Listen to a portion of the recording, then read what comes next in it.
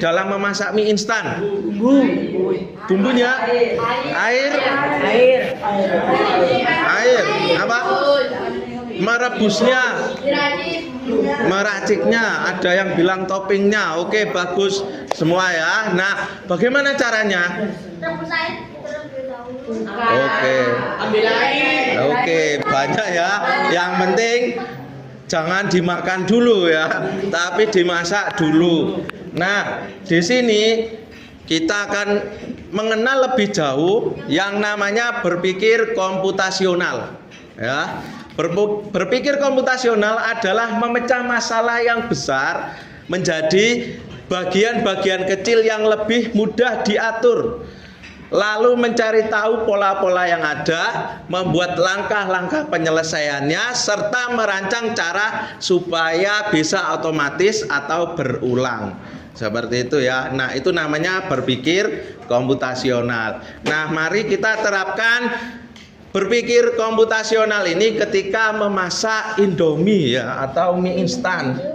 Ya, mie instan. Nah, di sini ada 4 pilar berpikir komputasional ya. Yang pertama dekomposisi, pengenalan pola, abstraksi, sama algoritma. Nah, kalau dekomposisi ini memecah masalah ya yang besar menjadi masalah yang kecil-kecil ya. Membuat mie instan dibagi menjadi menyiapkan bahan ya. Barangkali kalian mau menambahkan topping sayur, telur atau sosis dan yang lainnya ya.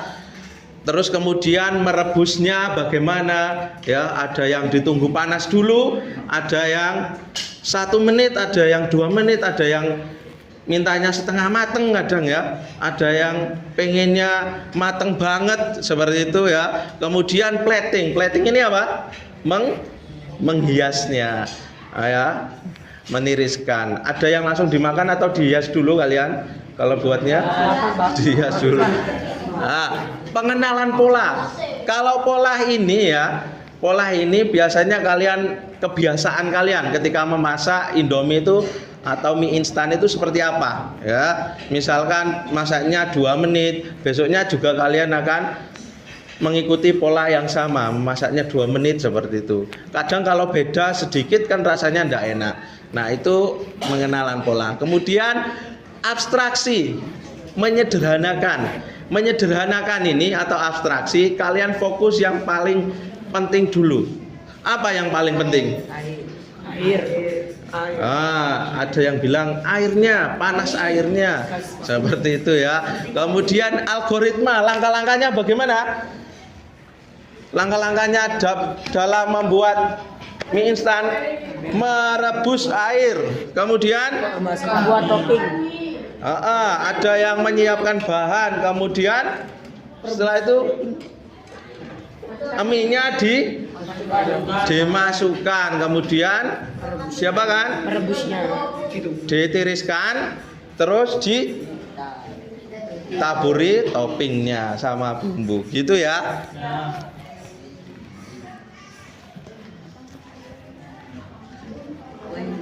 Nah, sebelum ke sini kita ini dulu ya, take fokus dulu ya. Semua berdiri, semua berdiri ya, berdiri semua. Nah, kita katakan yel-yel sekolah ini ya. Apa yel-yelnya? Oke ya, Spamly Balls, Spamly Balls, Spamly Balls. Kalau 7B bagaimana? Oh ya wes. 7B Jaya, 7B Jaya, 7B Jaya, 7B Jaya, Jaya, Jaya. Oke, tepuk tangan untuk kita semua. Ya, duduk kembali ya. Nah, pasti dari kalian pernah menonton video tutorial ya. Ada yang main Mobile Legends ya, Mobile Legends ada ya, apalagi Roblox, Free Fire ya, pastinya pernah ya kalian nonton dulu video tutorial bagaimana menggunakan char ini ya, seperti itu ya, karakter ini bagaimana menggunakannya, makanya bagaimana. Ya, tidak asal make terus jadi beban kawannya, seperti itu kan. Nomor 2, bagaimana dengan video yang ditonton? Nah, rata-rata kalian nontonnya di mana? Di mana? Nah, menarik ya. Di mana nontonnya? YouTube, terus TikTok gitu ya, yang nggak terlalu panjang ya. Kira-kira tujuan kalian menonton buat apa? Buat hiburan. Biar tahu polanya ya, cari ilmunya. Kadang hanya sekedar membaca komennya bagaimana gitu ya. Nah, ini adalah tentang produksi konten. Ketika kalian memproduksi konten, ya, yang pertama, ya, yang kalian lakukan adalah memahami apa itu produksi konten. Produksi konten yaitu proses menciptakan dan menyusun materi berupa teks, gambar, video, audio atau kombinasi dari semuanya, ya, kombinasi dari semuanya. Ada yang ini ya, sering lihat meme dari video ya, atau ada captionnya ya, atau bahkan yang silent. Maksudnya silent itu nggak ada caption, nggak ada apa, tapi kalian mengerti ya apa yang disampaikan, seperti itu. Nah, pokoknya tujuan dari produksi konten itu agar apa? Kita bisa menyampaikan informasi. Nah, ini tujuannya ya, menyampaikan informasi, menyediakan edukasi, meningkatkan interaksi, membangun branding pribadi. Yang pertama menyampaikan informasi jelas ya. Yang kedua menyediakan edukasi, banyak ya, yang tentang bagaimana merawat anak ya, terus konten-konten pendidikan, cara berhitung, ya, konten-konten bahasa Inggris seperti itu ya. Untuk meningkatkan interaksi banyak juga ya, meningkatkan interaksi ya, hanya sekedar bikin konten bercandaan atau hanya apa ini yang gini-gini apa namanya? Velocity ya. Terus yang selanjutnya membangun branding pribadi. Branding pribadi itu berarti apa? Bukan. Biar dirinya terkenal ya, beda dengan panjat sosial ya, biar populer. Makanya membranding pribadi atau sekolah, membranding sekolah. Seperti biasanya Bapak Ibu guru kalian nge-share info-info tentang sekolahan ya, tentang prestasi sekolah, atau ada yang daftar di sini, atau foto-foto kegiatan kalian. Nah, itu tujuannya apa? Untuk membranding institusi ya. Nah, ini jenis atau contoh konten ya. Bisa dari konten tulisan ya, bisa dari konten suara, bisa dari konten visual, bisa dari video, game interaktif, bisa dari konten berbasis kecerdasan artifisial ya. Nah, sebelum ke sini, mari kita praktek bersama-sama. Kalian berdiskusi dengan teman kalian, siapkan HP kalian, kalian buka aplikasinya, namanya Scratch Junior. Ya, Pak Hermawan akan membukanya dari laptop. Ya, benar. Ya. Ya.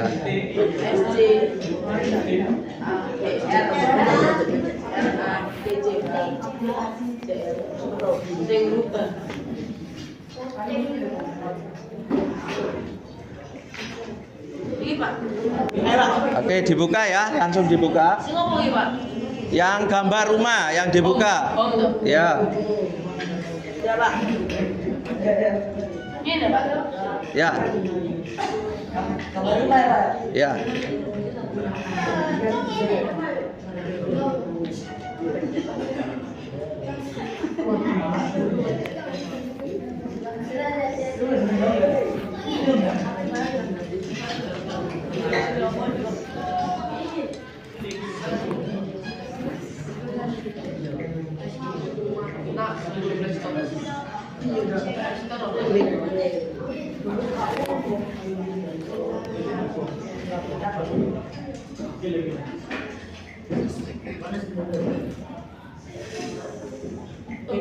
Sebelah ya, Pak.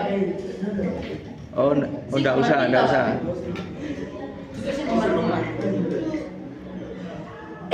Langsung saja. Ya, langsung saja. Yang ada tulisan plus kalian klik. Ya. Ya, Pak. Ya. Sudah gini ya. Oke, masih loading ini. Nah, yang ini background ya. Yang sini adalah background. Ya, terus ini namanya sprite atau objek karakter yang akan kita gunakan untuk dikasih coding-coding seperti ini. Ya.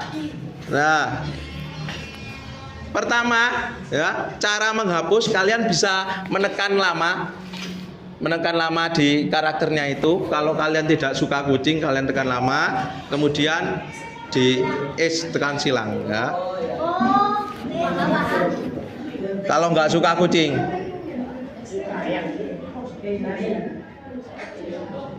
Kalau nggak suka kucing ya. Oke, sekarang kalian ganti background. Ganti background yang itu ya, yang tengah ya. Ya. Oke, kita ganti background di sini. Bebas. Ya, di sini Pak Hermawan pakai yang polosan saja. Kalau kalian nggak suka, kalian bisa menggambar sendiri yang di sini. Ini gambar sendiri ya. Yang ini loh, ini gambar sendiri ini ya. Yang ini gambar sendiri. Oke, sudah berubah ya. Pak Hermawan. Nah, selanjutnya ini Pak Hermawan jelaskan untuk codingnya apa saja. Yang pertama di kuning ini, yang kuning dulu. Ya, kuning yang green flag ini adalah untuk memulai, coding untuk memulai. Jadi ketika green flag-nya yang atas itu dipencet, maka nanti karakternya akan memulai responnya. Kemudian yang ini adalah ketika karakternya disentuh baru merespon. Yang ini ya. Terus yang ini ketika karakter atau sprite-nya saling bersentuhan baru merespon. Yang ini untuk menerima respon, yang ini untuk mengantar respon. Mengantar respon sama menerima respon harus sama warnanya. Kalau satunya kuning, satunya biru gimana? Nggak bakal tersampaikan pesannya. Kalau satunya kuning, satunya biru, jadi harus sama, ya, harus sama. Nah, sekarang Pak Hermawan akan buat seperti main game itu ya. Pak Hermawan buat kontrolnya. Ya, dibuat kontrol. Dibuat kontrol. Buatnya gimana? Ditekan yang arah panah ini, ditambahkan ya. Buat kontrol.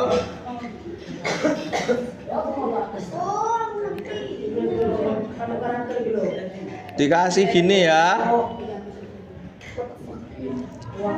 Ah, seperti ini saja. Oke. Oke. Nah, terus muncul seperti ini ya. Oke, nah terus kita bikin agar musuhnya kucing biasanya apa? Tikus. Musuhnya kucing, tikus. Oke, sekarang kita tambahkan di sini gambar tikus. Ada tikus nggak?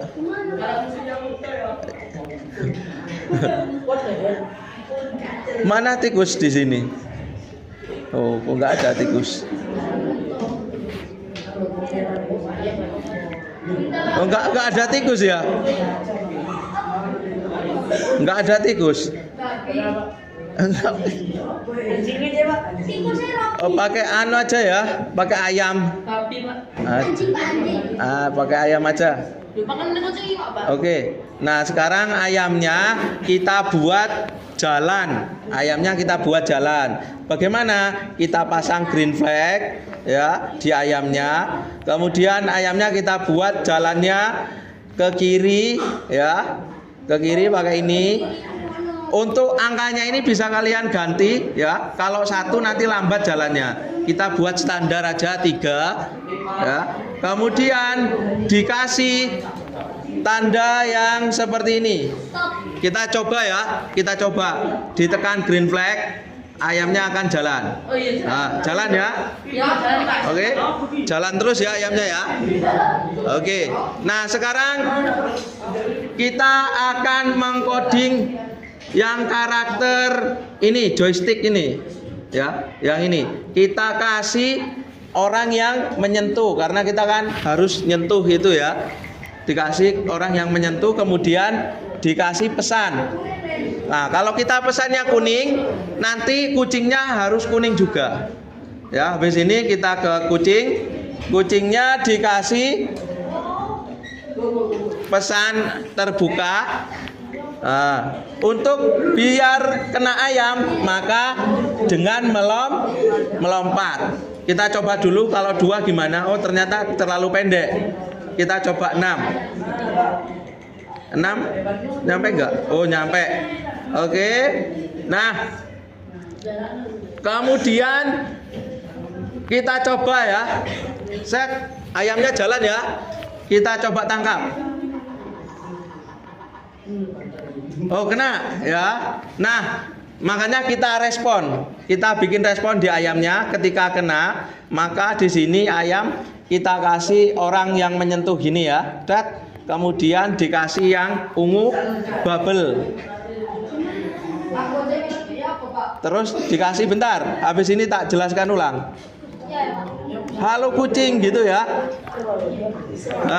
Nah, jadi kalau ayamnya kena oleh kucing, dia akan nyapa, halo kucing. Mari kita coba. Ya, jalan terus kan ayamnya. Ya, jalan terus kan. Mari kita tangkap. Halo kucing ya kan. Halo kucing gitu ya, nyapa. Ya. Gitu ya. Bisa membuatnya? Bisa. Nah, yang hijau ini anak-anak, hijau ini buat rekaman. Jadi kalian bisa mengisi suara. Kalau ini kan hanya buat tulisan. Yang ungu kan buat tulisan. Untuk yang hijau ini kalian bisa buat suara, buat rekaman. Misalkan rekaman ya, kalian ngomong kokok petok gitu kan karena ayam ya, kokok petok gitu bisa ya. Misalnya anjing ya, kukuk kukuk gitu bisa itu ya. Coba ya habis ini ya. Oke, silakan dicoba dulu Pak Hermawan, kasih waktu 5 sampai 8 menit ya.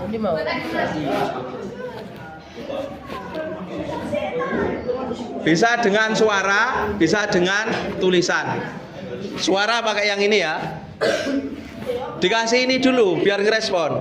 Orang yang saling menyentuh, nanti kalau sentuhan bilang, "Oh." Mana? Mana coba? Oh, kok kamu kasih biru ini? Bukan gini. Mana kamu responnya? Ininya, sticknya belum ya? Belum dibikin dong. Hah? Kalau muter baliknya gimana? Ya, bukan muter balik, itu dikasih tombol yang arah ke kiri, nanti muter sendiri. Ini ya. Ini. Oke. Seperti itu ya. Gimana? Angkanya diketik ini, Pak. Ini sebentar. Oh, kok yang jalan malah ininya? Salah kodenya. Jangan ini yang jalan. Yang jalan ayam. Iya. Jangan dikasih ke situ. Iya. Ini kan ayamnya jalan ya.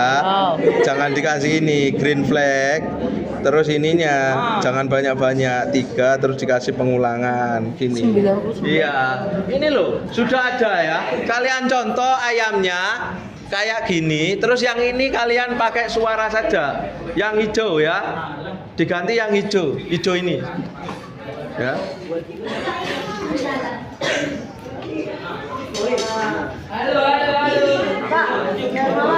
Pak, ini kok nggak bisa lompat tombol ini? Mana? Nah, ini. Oh, ini belum kamu kasih.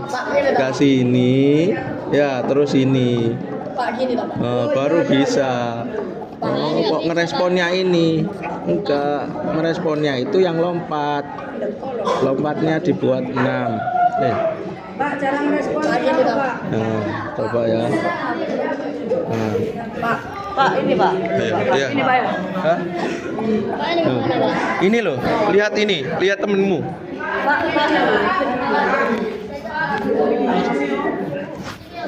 Oke ya, semuanya sudah dimengerti?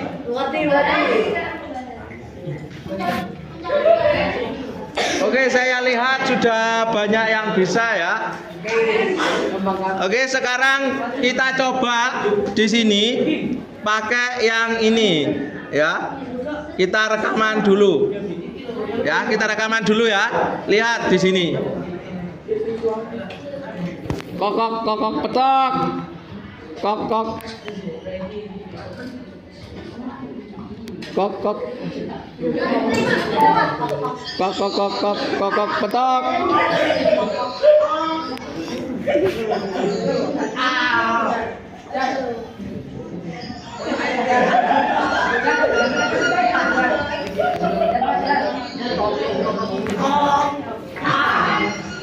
Bisa ya? Bisa ya? Yang itu ya, bukan pup.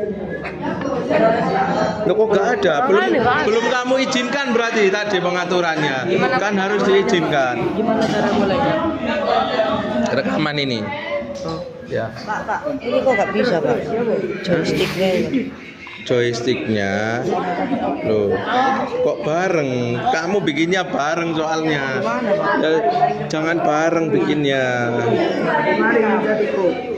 Ini loh, salahnya kamu di sini bikinnya. Padahal di sini kan beda karakternya. Dihapus dulu, dihapus dulu.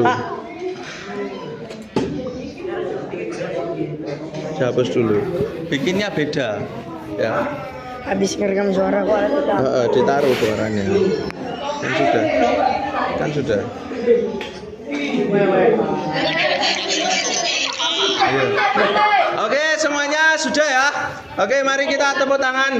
Ini cara membelakang. Iya ya, tepuk tangan semuanya. Oke, bagus ya semuanya. Nah, mari ditutup kembali HP-nya. Ya. Ditutup kembali HP-nya semuanya.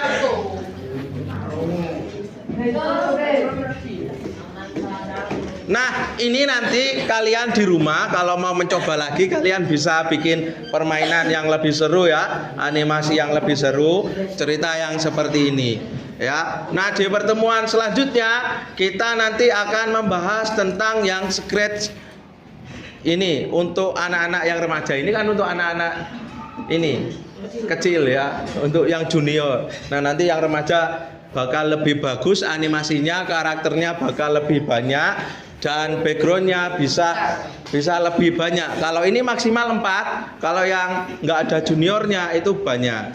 Nah, yang sama dengan Scratch itu namanya Pictoblock ya, pakai internet. Scratch, kalau Scratch ada versi offline-nya, Scratch 3.0, bisa dimainkan di laptop atau HP ya.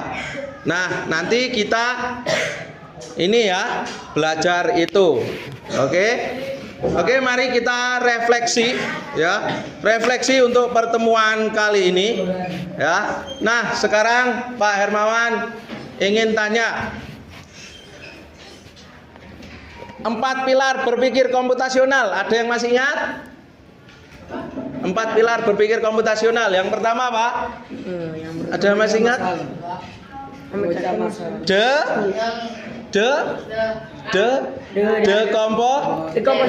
Dekomposisi.